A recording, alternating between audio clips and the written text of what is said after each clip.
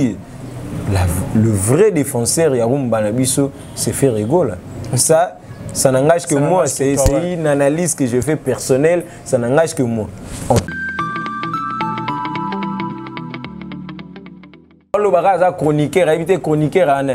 Chroniqueur, c'est un spécialiste d'un domaine donné. Chroniqueur, le bigaté aux chroniqueurs, il y a musique.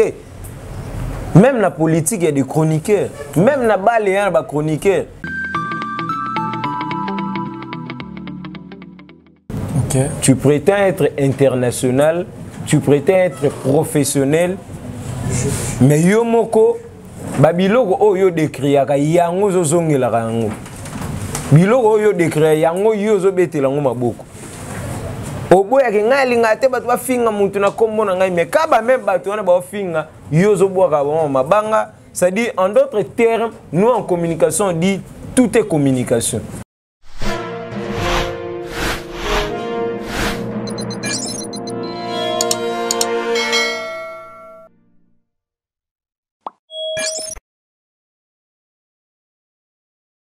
Vous êtes nombreux, mesdames et messieurs, partout dans le monde. Bonjour, bonsoir et répondre à Erwa Pibrozatan. Il y a une émission avec Alex Ngadoumoula Moulouba, le Benjamin de la presse, moi, la maman. Moupé, moi, la maman Linda Natak, vous comprenez, tous les frère Nangaï, tonton Junior, Ikomaskin. Il est tombé un peu par rapport à l'actualité, Ferrego, déjà le 20 et le 21. Adidas Arena, Fali Poupa, tout ça la sortie médiatique. Naye, tout le monde peut se Fali Poupa. Azui single de platine, na featuring Basalana Anaya Kamura. Tout ce longo kaka, na tonton Junior. Pourquoi tout sur les sous? Maintenant, il y a Ken Piana, on ça va sortie médiatique pour dire Kaza menacé et pas Warrior. Il y a Fali Poupa. Tonton Junior. Bonjour. Bonjour, les véritables bogards de la presse. Je l'appelle tonton Alex Ngandou. Moubalerito, la presse, ça n'engage que moi. Hein? Planté ou ta forêt, ça n'engage que moi. Donc, merci de m'avoir accueilli encore une fois, encore une nouvelle fois dans le plateau Nayo. Pour tout sur la car moi ma cambo de messana sur l'actualité musicale et puis moi ma rambo belé où ezo dominé actualité à Mbo Cannabis. Voilà, cas déjà dit dans nos sacs qui n'a de bien émission Ferrego là le 20 et le 21 avril aux Alabons au niveau Europe na Adidas Arena. Tout le monde qui première fois on a fait la qui billetterie pour le 20 na 72 heures 3 jours s'il faut le dire. Ma billet qui n'a qui sold out. Et quand on fait la deuxième ouverture à billetterie pour le 21, apparemment sold out c'est ça la matin jusqu'à la vérité. Qu'est-ce qui fait que ma billet a freiné toute évolution ma billet qui non par rapport au deuxième jour? Voilà, merci beaucoup. Et d'entrée de jeu, je m'en vais souhaiter un joyeux anniversaire à Ferrego, là, le padre, qui déjà le 3, c'était son jour, c'était son anniversaire. Dimanche passé. Et joyeux anniversaire, le padre, artiste et musicien congolais, au Moko, ça la paix, fierté et musique en Bisso. Donc, je te souhaite beaucoup de bonnes choses. Et puis, je pense comme ça, d'entrée de jeu à tout le Golo. Hein, je vois comme ça Christelle Molonda, depuis l'Afrique du Sud, Betty Trissiata, Fatou Idrissa, Maman Gauloise, voilà, Kanjila, depuis la Kenya. Vous êtes nombreux, hein, à nous suivre, donc je vous dis merci. Et Ferrego, là, tant annoncé concert à Adidas Arena déjà les 20, ça montrait que les gens avaient soif. D'abord, il y a musique congolaise, n'est-ce Schengen, et puis Batu Bazagi vraiment na soif ya retrouver concurrence wana loyal ndenge zalaka toyeba que JB Soko annoncé date na Zénith ou annoncé Olympia nani annoncé donc ils que ça la beauté et musique congolaise. Et tant vous fait rigola et surtout que c'était sur demande. Il y a tu belé observateur et belé musique en biso et l'insistance tchadat c'était une sorte de défi et le golo il a besoin ils sont forts quand même et ça la sold out na mikolo na mikie et les résultats sold out ndememi deuxième date. OK. Tant que deuxième date est tous un biso les zones de la qui vous comprendre capacité na biso bo comprendre force haute aux anango que nous pouvons relever tel ou tel défi. Ba beti soldat ya date liboso et salemi et deuxième et anango parce que toza à un mois ouais. Hein, à un mois et demi je pense il y a date ango il y a concert parce que concert est les 21 le 20 et les 21 l'autre les 5 donc ils ont tout leur temps mais bah ça là qui est là qu'on a d'abord on a défi il y a du fait que les observateurs de la musique congolaise et puis voisins à Bango en quelque sorte au Baza Warrior lancer là Bango une sorte de défi alors il fallait que l'on la défi on a bête soldat sur un dada et tout le monde qui le 20 même sur le côté il y a billetterie au monde a vraiment que côté on a tout et là donc soldat c'est ça les mecs mais par rapport à la date c'est le 21 bah on attend à Bango nyonso parce que bazaka na date mon côté baza pesu na le 15 na niveau de Genève donc bah on attend à Bango mais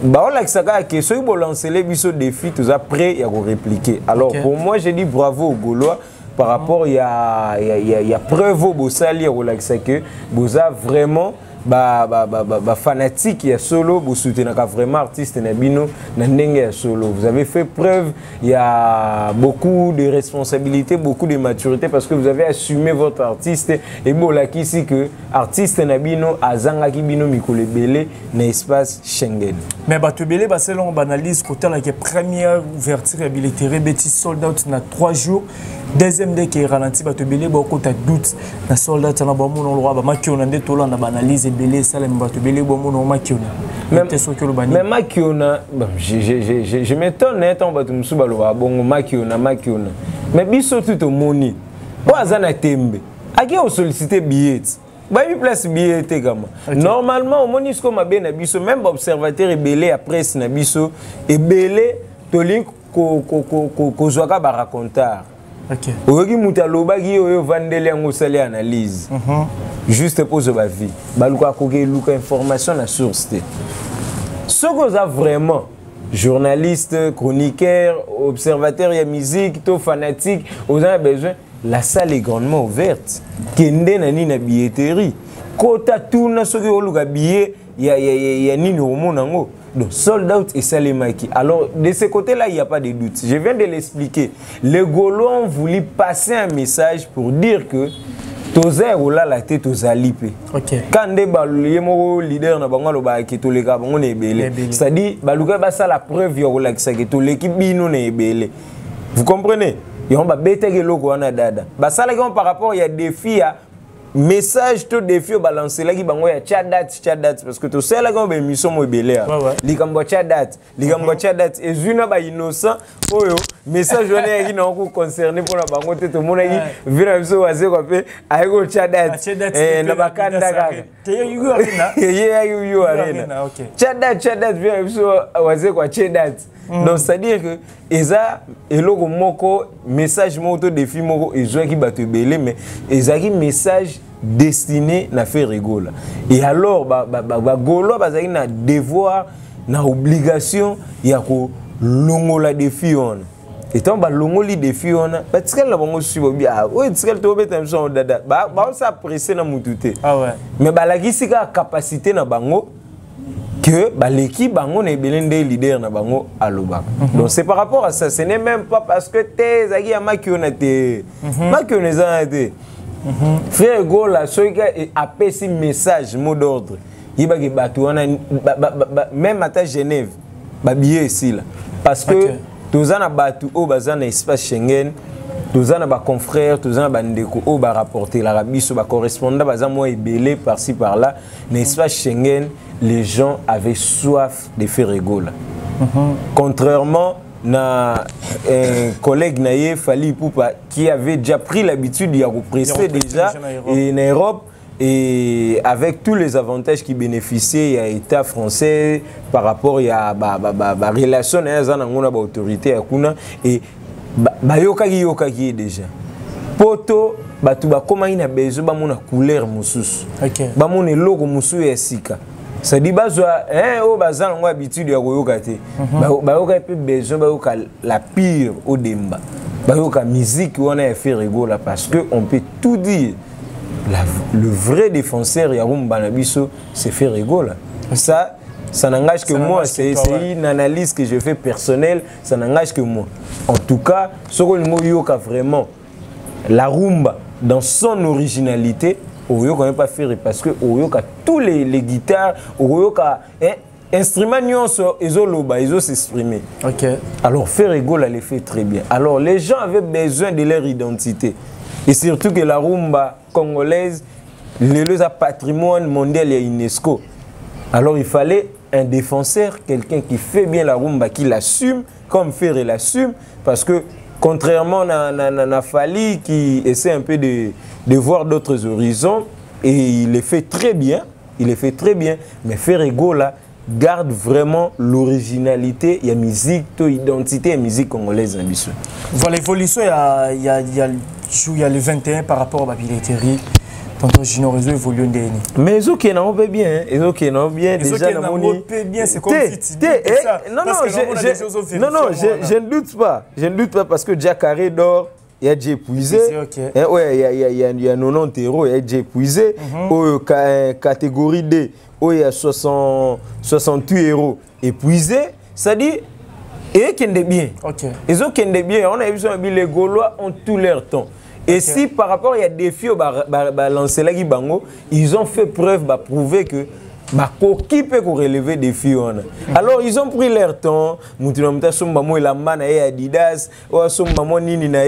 à se faire belle, à se faire beau pour jour à concert azala et moi et le chocho pour azala après jour. C'est-à-dire ils ont pris leur temps pour célébrer fête na bango na ndenge ya Schengen. Par rapport à l'évolution ba bien ndenge tonton Junior Tolo ba catégorie d'or, deuxième catégorie tout est épuisé. Tu espérer na deuxième soldat na Ferrego la Adidas Arena. Mais déjà pour être réaliste avec de la manière dont je vois l'évolution, tu as même pas les 20 Toko même pas les 20 déjà. Biloko. Il y a les 20 il y a mois de mars. Donc déjà Nyonso tout au monde est Kangama et puis Soldat et Salema. Et raison pour laquelle j'insiste et je lance un appel à tous les Gaulois et les mélomanes de la bonne musique de soutenir un frère, un artiste congolais. Tout sommes babillés. Tout sommes babillés, tout à concert. Il y a un match à l'ina foot. Il faut frauder dans le stade. Kuna bazaye bafongola baike ba porte donc payer billet na yo là c'est Adidas non gitoko pour jour on a babi et ça relax. Donc moi aussi je vais essayer de voir d'après un programme nanga na luga moende nini na ko luga pe mo nga billet quoi hein tokeka totali concert zonge ça nzambeta et c'était na biso pour nous retombola toujours culture congolaise. Merci na batutu bota la biso pour partager vidéo kande na lobaka botika ba commentaire ba j'aime beaucoup ça na te ko s'abonner place web bota la biso za na ba page na biso ba Facebook bo s'abonner bo partager les biso ba vidéo et au sala biso vraiment bien ma casse Tonton Junior Toti Kolanda sortie médiatique il y a Ken Piana Owapi to badbaye baki azalaki parmi Batu Owapi badibandoro le de la beaucoup plus artiste Fali Poupa et ça l'a bien ou donc tout le ming bien parce que on a pour relever la Fali Poupa non soldat Fali Poupa aujourd'hui Ken Piana besoin qui décision azala naître aya au milieu du village car on est dans le baraba presque l'église au milieu du village Ken Piana a une décision et ces derniers temps Ken Piana le bi a menacé par warrior donc menace il y a trop azomona bazo menacé trop na kombo ya Fali malgré cette décision peut car le belé sous Fali quel que soit en bien ou en mal mais tolandi ba sortie médiatique né asuko pour dire qu'il a remis prêt à la polémique qui na Fali pour pas tout ça tant la maman là tout ba sortie médiatique et Ken Piana qu'est-ce que tu te dis état que chroniqueur journaliste mon panté sango par rapport à Yanzelan de Konabiso azui et puis ba retomber dans ndinga zomona. Bon, tonton Alex, merci pour la question là. Et biso tout au landango na ba média to Hollanda yango et comment est-ce que Ndegonabiso Ken Piana a aussi la sortie médiatique pour dire que a menacé. Moi j'ai toujours dit se distinguer en mal. Il ne faut jamais chercher à se distinguer en mal parce que d'une manière ou d'une autre il faut rattraper. Et bandeko na biso ba ken piana bandeko na biso ba nati lokole lelo bazo subir bazo subir ba fruit ba conséquences ya ko se méconduire na bango. OK. Bazo subir ba conséquences wana. Tout le monde a dit récemment ici, Nati Lokole l'a dit, ma carrière a été niquée par rapport à Nena soutenir Rafali et Ken Piana Lelo crie na ba menace. C'est-à-dire que à un certain moment, il faut toujours la valeur. Tout ça la musique, il y a ba valeur. Tout ça la musique, tout ça là. Tout ça musique partisane. Vous comprenez? Lelo Ken Piana tout ce qu'il subit aujourd'hui. À subir des conséquences, il y a que se méconduire na yé. OK. Conséquences, il y a que la partisane. Il est là à subir. Alors, il doit assumer, en toute responsabilité, il doit assumer ses conséquences. Parce que tant que biso tobeta mbela awa, un chroniqueur, un professionnel, un journaliste, azalaka partisanté. OK. Aka partisanté. Oh, ngai na warrior, ngai na gola. Déjà, quand vous dites ça, vous assumez que je suis gaulois, je suis warrior, je suis spiritas, je suis ceci, cela. Ata arbitre en équipe à Komisarato Yebi. Mais sur le plan professionnel, par rapport à l'éthique, la déontologie, à Moussalo, Bisoto Tangi, parce que Belepe Baye Bakuya Kuya, maman Baye Koliangote, Batangi Angote. Alors le baraza chroniqueur, éviter chroniqueur à Anan. Chroniqueur, c'est un spécialiste d'un domaine donné. Chroniqueur, le bigat est chroniqueur, il y a musique.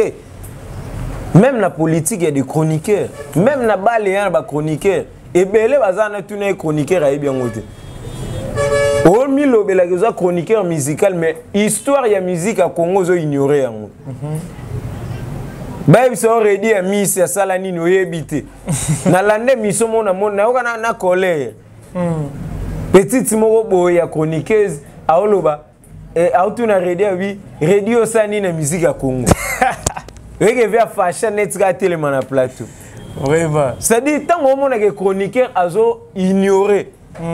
Oyo to succès au radio à celle la musique à Congo. To ba fort au basala musique à Congo télé. Même à sur le plan il y a thématique. Ouais.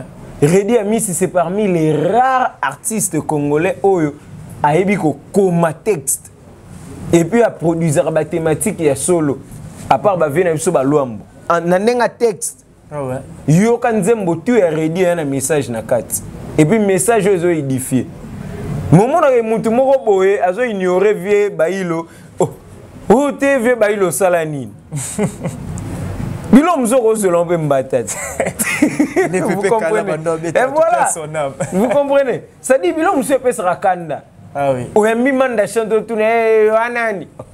So un mimanda tisko oluka ki eponi. Vraiment. Ça dit bande kona biso tant to lobaka lelo omoni même ba consommateur ya émission na biso.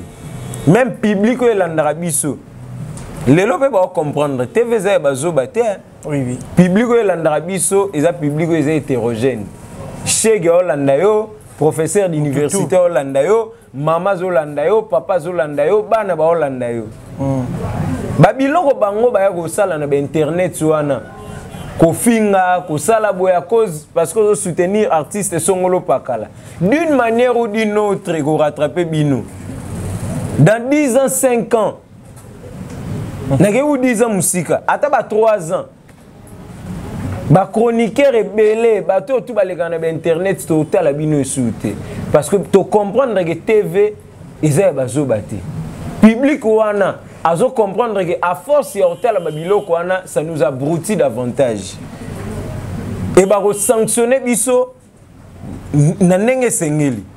Et belé wana o lelo koma zu téléphone e chebo liboso parler na e akomo lo ba n'importe quoi ko finga ba tout n'importe comment boye ba ke vous serez arrêté parce que biso to sali même ba pétition to sali même ba démarche na ba ministère à tutelle de sorte que même les contenus obima na ba médias sociaux et comme à sanctionner l'espace médiatique congolaise. Ça dit Babylone on a no sala na bo bandota on a ba Kenya na ba Mozambique pour na ba kisasa et les gars souté. Ça dit bozo détruire mers bozo bebisa ba makambo belé. Et lelo nani akosepela lelo amona c'est que subi ken piana parce que ce qu'on lo bango ils ont menace de mort akokufa pe to perdre épée. Vous comprenez? Une perte pour sa famille juste parce que oyaki ko se caractériser na biloko moko boye oyo lelo et comme il go rattraper.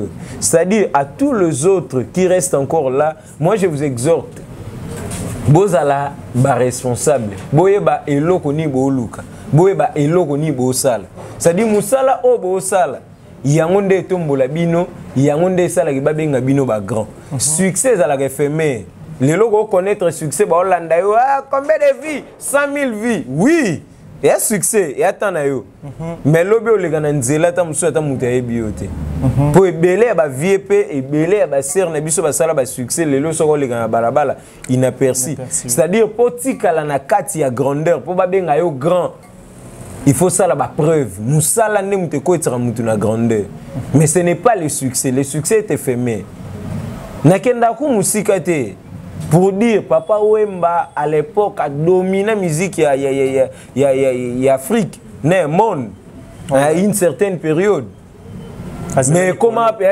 papa Wemba tant moi baisse côté même concert et pas sert na biso mami Freebox monde peut tondité mon dimaté que papa Wemba mutasaki ba succès modèle wana pour dire que le succès est éphémère yango tozo exhorter lelo bande ko na biso ba na temps fali pour pas faire rigola ça dit boyeba composer ba acte ya solo pour que botika na Panthéon musique nga nazo en vouloir ba konzamboka te air moko ti ba oboya rolete no bo sala ba effort bozo défendre culture mboka mais tellement bo se caractériser trop na banti valeur lelo même mboka po epesa bino ba mérite wana et là c'est no mo ba médaille wana exacté parce que aujourd'hui tout ce que vous faites vous se caractériser na immaturité. Normalement, il y a sanctionner toutes ces personnes-là qui viennent parler à la télé. Et Zabino est responsable na bango parce que Bayo Karabino. Vous pouvez bien passer à la télé pour donner un mot d'ordre qui na boy. Ngana kanisa rande ba warrior bazora mesure ya sanctionner un groupe il a fallu pour pas être victime pour ne pas dire ba warrior ba sanctionner ba chroniqueur ba olo bana kombo na bango te ba interdisera bango. Mais en quelque sorte, j'avais vu que c'était une sanction de façade, juste pour plaire aux gens. Mais les lots, tout le monde va continuer kaka. Et puis, c'est le même groupe, il y a des victimes qui les applaudissent, qui les encouragent. C'est-à-dire, vous voulez une chose avec son contraire en même temps. Ok. Et là, voilà, merci beaucoup Toto Junior pour développer ça tellement belé tout pour ça mouké. Tu vas sur la sortie médiatique artiste Fally pour porter ça là. Toto la nangwa ça là qui na Gary Well GI. Tant on a dit sortie médiatique, on a en gros avant toi qui na moi poche Mickey analyse nous que ça là sur sortie médiatique on a Fally pour. Bon, sincèrement par là, moi je dirais Fally Ipupa, c'est un grand nom de la musique congolaise et de la musique africaine. Et Fally Ipupa, quand on a eu tantôt ici, Ayebelo Nini, Ermora Oluka. Apparemment, il veut une chose avec son contraire en même temps. Okay. Tu prétends être international, tu prétends être professionnel, mais Yomoko, Babiloko, oh yo décrit, yango zozongi la rango. Biloko yo décret yango yo zo betela ngo maboko oboya ke ngali ngate batu ba finga muntu na kombo na ngai mais kaba même batu wana ba finga yo zo boka ba mabanga ça dit en d'autres termes nous en communication on dit tout est communication. OK. Tout ça ça communique. Tout ça ça communique. Muntu moko boye afinga yi muntu sepela na ngote mais yo wana ba moni bino susu na nzela bino non. Ça dit photo yebelo onini ozoluka. Oyebelo onini ozoluka. Fally na niveau o akomi wana. Nde tozomona. Ouais. Nde tozomona parce que les gens biloko belé to linkte to kota dans le fond mais to tika na nuka na auto mona. Lelo na auto mona ka on se dit que Fally Ipupa c'est quand même la star qui défend valablement notre musique dans l'échiquier international. Alors, Fally Ipupa Ndengazana, il doit faire preuve du professionnalisme et il y a internationaliste même dans son entourage. Ok. Même dans son entourage. Nalandika na sortie médiatique, on a battu une question sur les castings. Les critères où ça les gars mais ma batu na ba poto tout au monde qui ba fingi batu. Et c'est Fally qui répond.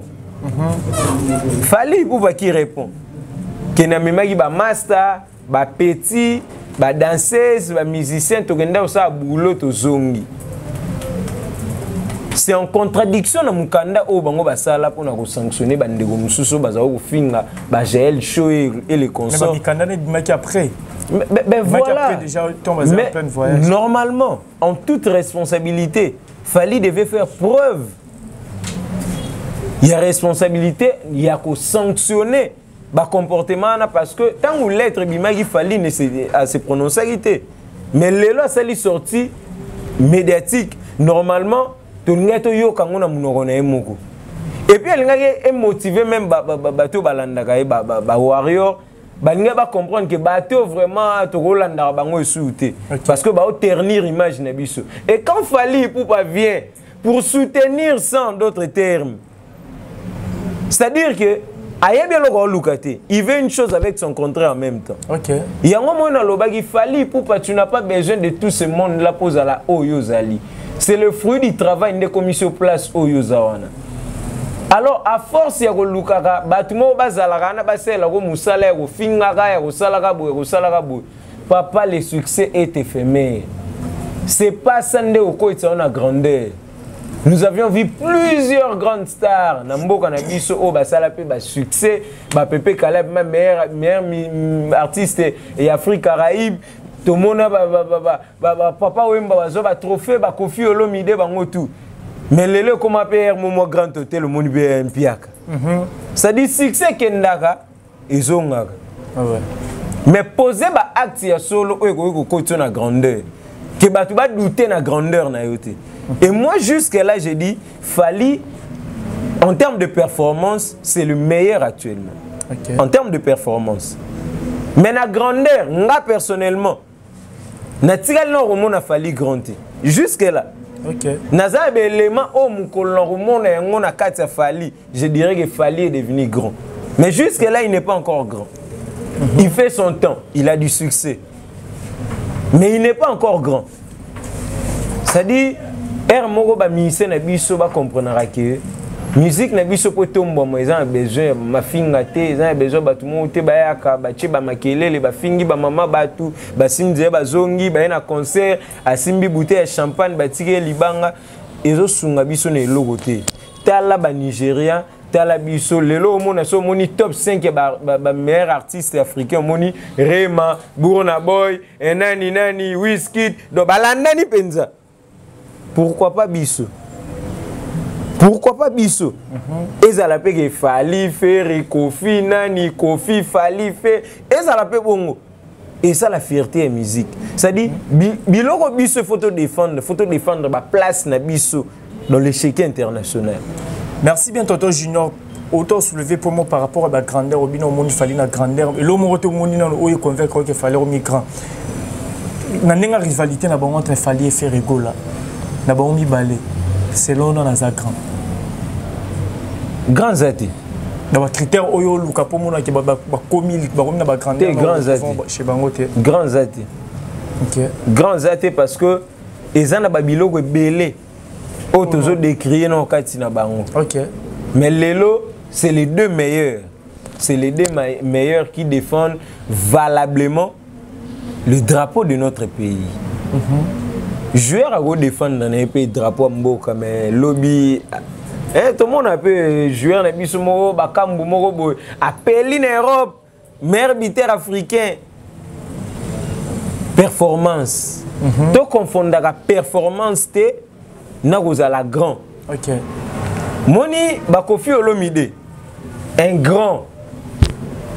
Koffi Olomide aujourd'hui n'a pas besoin de performance. Il y a sa performance à Malunga pour reconnaître qu'il y a Koffi Olomide. il a fait son temps, il a marqué son époque. À celle de Belé. Aza grand. Batube n'est pas tube à succès. Et-il est le seul bêta, Batubayo quand le web imagi lobby. Ça c'est la grandeur. C'est-à-dire succès na yo, to qualité ba œuvre na yo est intemporel. C'est-à-dire peu importe les années, peu importe les temps érotiques à l'érobéta. Mais artiste Fally Ipupa par exemple. Faire égaux par exemple. Sans s'interdit au yo quand on a fait tité. Toliputa lelo, bacha on a fait tité ba telem babini. Mais toi quand banzem bobi Fatima tae. Depuis année nini. So ebeti na fait tité au yo quand le web musique. Na bana mikeo bazala gité à l'époque. Baobi nango. Ça c'est la grandeur. Voilà, c'est-à-dire œuvre éthiquement et transgénérationnel. C'est-à-dire éthiquement époque na époque ils ont continué au bête. Ça c'est la grandeur. Bah Fally bah on a besoin bah marquer histoire. Quand on a ba trophée télé trophée là bon na évité. Moi personnellement lobaka étant sur artistes meilleur trophée ils ont au vent na mité mais ba mélomane. Il y a ba fanatique na haute. Mais pas mélomane. Je vais choquer. Tu vois, c'est que tu regardes, on est si j'ai mon photo fan d'appenda, tout développement faute, c'est attendre par rapport à Yatan, tout chité déjà Malemba Fally Ipupa featuring avec Ayana Kamura et suis single de platine, même si c'est que le banning par là. Félicitations. Félicitations, c'est le Congo qui gagne. C'est le Congo qui gagne. On ne peut qu'applaudir. Bravo l'artiste pour ses prouesses. Mais on attend, on veut mieux de toi. On veut mieux de toi. Mise beaucoup. Ne mise pas sur les trophées. Bien, ce sont des mérites et ça la rappelle et permettra que. Mais mise beaucoup sur la qualité de tes œuvres. La qualité de tes œuvres. Éthique à la léonamité, moi ça fait mal. Il y a une polémique qui règne actuellement. Qui va concert à Fally à Milinga. Banzembo Fally à Milinga mi pepe so ebeti longwe. Non, nga le roi mélomane ya musique à Congo et ça la nga vers mon passe. Comment Banzembo ya Fally Hermo et bercé bino à une certaine époque. Mais ti ebetika mo 3 mois 5 mois mo bouelimo. Boyo kango soute. Boyo kango soute. C'est-à-dire à miser beaucoup sur la qualité. Critique au biso de ça, tu veux dire aimer sur ma fille en retour parce que on est en force na bango. Mais à biso de ça la analyse, nous réfléchissons. Et tu réfléchir pour na bien il y a artiste na biso pour na bien il y a musicien na biso. So ba comme lelo ba détrôner ba rema parce que nga mona musique ba na ba salade. So ba comme lelo na niveau ya ko détrôner bango. Nem ko nga lo ba ke Congo gagner penza. Snap Nini, disque de... Bon, ça c'est... Et ça, gloire moro personnelle. Et ça, gloire... La gloire à musique à Congo, c'est-à-dire premier artiste, deuxième, troisième, bisou. Merci beaucoup, Tonton Junior. Tenzo Sinelebso, pardon, la régie, excellent. Rata moi 3 minutes, car à l'icolo, pardon, vraiment, n'a dit temps. Et c'est un peu kata. Question dans par rapport à un trophée de mérite. Actuellement, c'est Fally qui domine la musique à Congo, le trophée Belé. Toi, en 2024, et toi, on a début à 2024. Et là, on a peut-être un artiste qui a mérite, on a été certifié, on a snap, et là, on a un fan pour que les artistes puissent soutenir, comme on a niveau, on a un trophée Belé, on a un trophée par rapport à un artiste Fally pour de temps en temps, il y a un trophée dans le boc. Fournissez des efforts, chers artistes congolais, pour fournir des efforts. Fally, Sogazawana, c'est bien, bravo. Mazaï Moko, Bitumbo, Bisoto Bundana Afrique, Lelo, et ça Bitumba artiste moroté. Et ça Bitumba artiste moroté, to Bundana, artiste ebélé, na bamboka ebélé. C'est-à-dire, tu as un devoir, il y a relever des défis, il y a gagner Penza Bitumba yango. Il y a la Coupe d'Afrique, il y a la Coupe du Monde. C'est-à-dire, tu as Bundana adversaire. C'est-à-dire, il faut te mettre au combat final.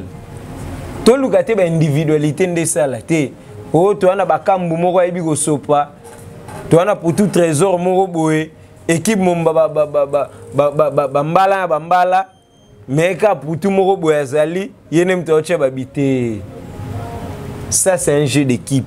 OK. Ngal défi autozanango tolobamaki ça c'est un jeu d'équipe. Et na ba o bazana position est bien. Yo fali yo faire ozana capacité ya kubenda bana mai mususu benda bango botombo. Yo inonce bi ozana facilité ya kubenda d'autres jeunes benda bango, tout ça la force. L'union fait la force. Le Congo a besoin de ça. Le Congo n'a pas besoin des individualités. Il y a ces démarquages qui soko ke yo moko oroko ya kaka. Yango esala ba papa wemba.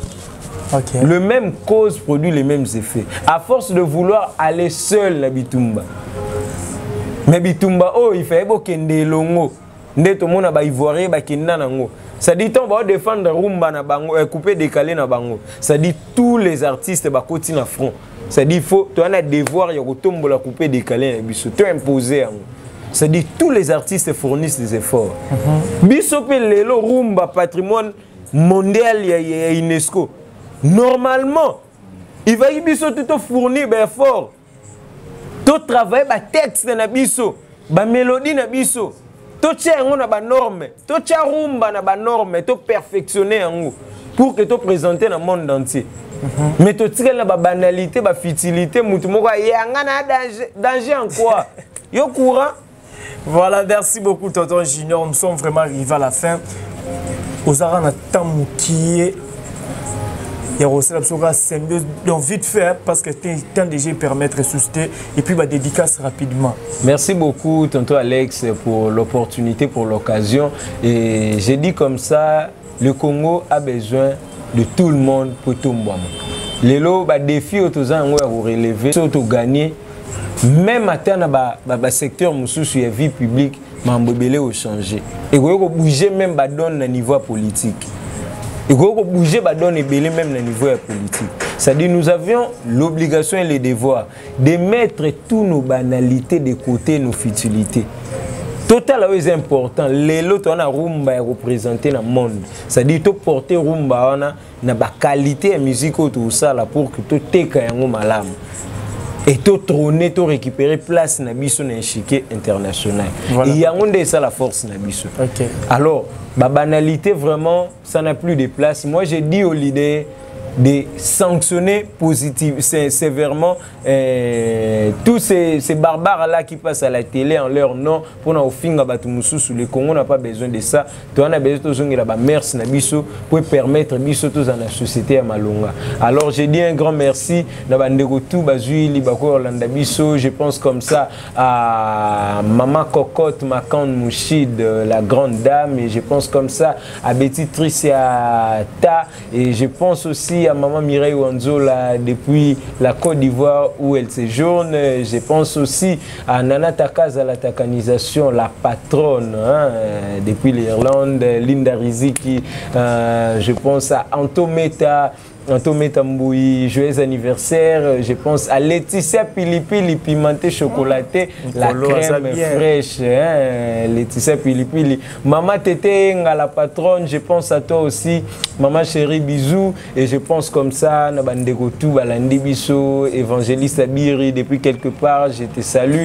Donc on est ensemble, David Itonginda, Maman Paola Schengen. Donc on est ensemble, together, et que le Congo gagne. Merci aussi à toi, Tonton Alex Ngandou, pour cette opportunité. Voilà, merci à toi Tonton Junior. Un grand merci à tout, Botala Kibiso, pour partager vidéo, Botika ba commentaire. Un grand merci à Nathalie Ramazani, Monsin Zambé, Maman Namaela Onia, mère double la millionnaire, Motema président William Ikona depuis Colorado Denver, Babana Rotala Biso. Un grand merci à Super Café, la boyomèse, donc sur Makanza, Babi Asoroye, Moussala tout et Kosalema vraiment avec impact na idéologie car un merci à toi, directeur David Tongina, et pas Banda Rotala Biso. Vous êtes tellement nombreux, Alex, de l'avenir à trop, vous partagez ma vidéo, on se retrouve à la prochaine. Ciao.